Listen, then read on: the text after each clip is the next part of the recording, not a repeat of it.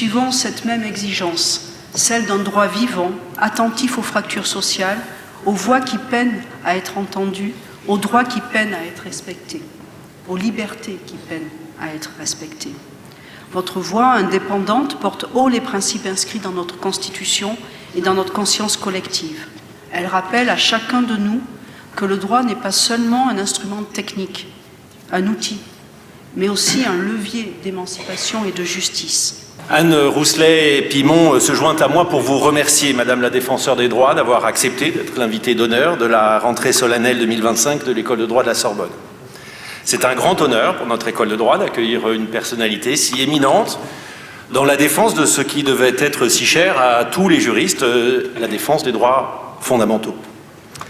Votre parcours initial est celui, bien sûr, d'une juriste formée dans la maison d'à côté, ce que l'on vous pardonne, bien entendu, mais vous avez choisi d'autres chemins que celui du droit, puisque c'est finalement le journalisme au début qui vous a accueilli. Mais comme tous les chemins, ou en tout cas beaucoup de chemins, ramènent au droit, vous vous êtes engagée d'abord comme bénévole, puis comme administratrice, enfin comme présidente à l'association ATD Quart Monde, dont le combat central est, au-delà de l'aide matérielle, la garantie du droit peut-être le plus fondamental de tous, le droit à la dignité pour les plus démunis.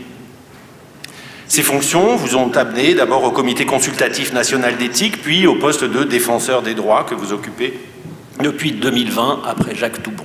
Madame la Présidente, Madame la Directrice, Monsieur le Directeur, Monsieur le Ministre, cher Didier Migaud, Mesdames et Messieurs les professeurs, chers étudiants et étudiantes, merci très sincèrement de votre invitation. C'est aussi pour moi un honneur d'être là. Vous m'avez dit que c'est un honneur que je sois là, mais moi c'est un honneur d'être là et de pouvoir m'exprimer devant vous, de prononcer cette conférence inaugurale dans ce lieu qui a vu émerger l'université moderne.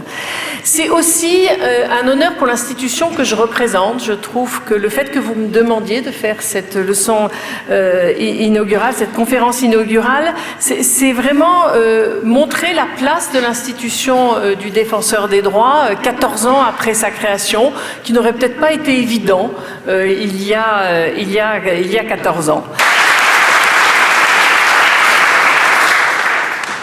Madame la Défenseure des droits, Madame la Présidente, Monsieur et Madame les co-directeurs de l'École de droit de la Sorbonne, bonsoir.